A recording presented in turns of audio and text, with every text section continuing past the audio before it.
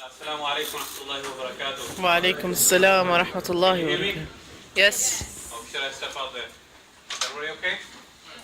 Okay, alhamdulillah. Jazakumullahu khairan for coming. This is a special event for rebirths tonight, and I wish that we could do more for our rebirths. We try to do the best that we can, but we really lack in a lot of aspects. So please accept our sincere apologies from that perspective. As communities, it's important that we understand the importance of taking care of the people that have reverted to Islam. And more often than not, we have these events in which we highlight the challenges that reverts have to go through in terms of sacrificing their families, in terms of sacrificing their routines, sacrificing their way of life, sacrificing the things that they used to eat, the things that they used to drink, the people that they used to meet. All of these are huge sacrifices that people have made for the sake of Allah subhanahu wa ta'ala, and for the sake of their love for Allah subhanahu wa ta'ala, and for the sake of their belief in this true and wonderful faith of Islam. But having said that, these challenges, they are not easily dealt with. They are very, very hard to endure for many people, and on many occasions we find that people are thrown out of their houses by their own loved ones, by their parents, and they have to deal with so many different scenarios. A sister starts wearing hijab, immediately she's shunned at work, or she's thrown out of the job. These are situations that are real life situations. They're not make-believe situations. These are things that occur on a daily basis with our reverts. And it sometimes leads to people leaving Islam and just turning their back on Islam, even though they know and they have the conviction that it's the truth, but because it's so difficult to deal with, and because there is very little support from the community, they end up rejecting Islam and turning their back on Islam. So yes, we love the fact that people become Muslim, and we do a loud takbir, and we hug them, and we welcome them, and then after that, basically, the person is kind of neglected and not even asked about, for the rest of his or her life in Islam. So as communities, we need to really deal with this issue, and we need to make sure that we are taking care of our reverts and making them part of our families. At the Islamic Center for Irving, we have tried our best to have what's called an Ansar program, where we have mentors that help out with the transition. They try to help out with welcoming them within the community, but we still are falling far short of where we should be. And for that, I, as the Imam of the community, I apologize to you. Now, from your perspective, there are things that you need to understand also, and that is that Islam by itself is not going to be the solution to every single problem in your life. Okay? I had a lady come yesterday from the Hindu faith, and she's been contemplating Islam for the last couple of years. She's even fasted and she prays and so on, but she hasn't officially declared a shahada. I sincerely believe that in the eyes of Allah subhanahu wa ta'ala she's already a Muslim.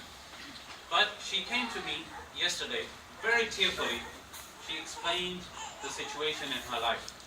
She said that I'm a medical student and I've been taking a very important exam, and I have failed it 2 times already, and the 3rd time that I take this exam will be the final time that I'm going to be given the opportunity to take this exam, and after that I will not be able to pursue my medicine.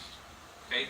And at the same time, this whole thing of becoming a Muslim is weighing upon me, and my life has basically, I don't know which direction I'm heading in.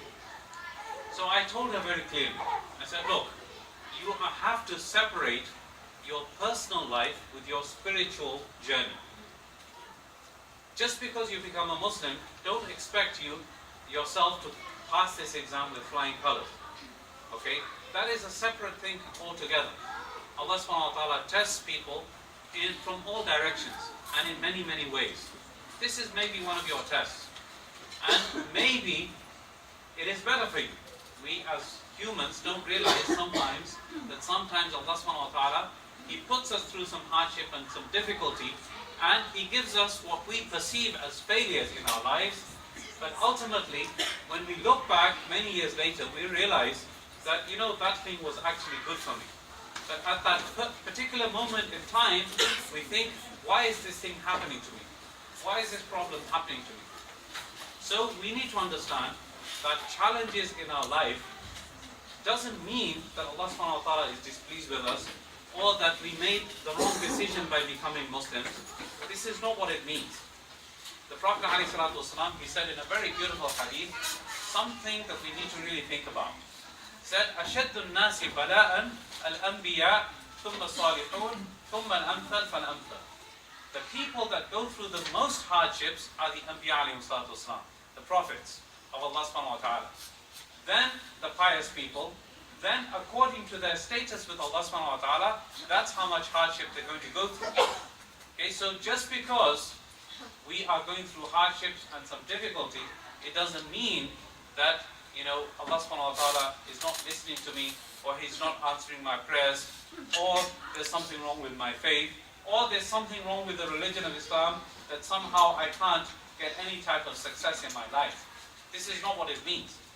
In fact, this is a proof of the truth of Islam, that you're going through hardships, and this is, in fact, it is proof that Allah subhanahu wa ta'ala is close to you, and you are close to Allah subhanahu wa ta'ala.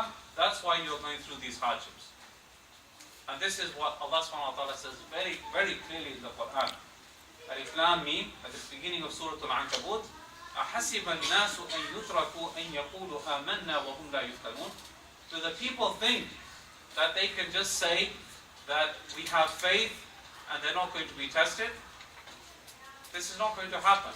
وَلَقَدْ فَتَنَّ الَّذِينَ مِنْ قَبْلِهِمْ فَلَيَعْلَمَنَّ اللَّهُ الَّذِينَ صَدَقُوا وَلَيَعْلَمَنَّ الْكَاذِبِينَ. Indeed, we've tested the people that came before them.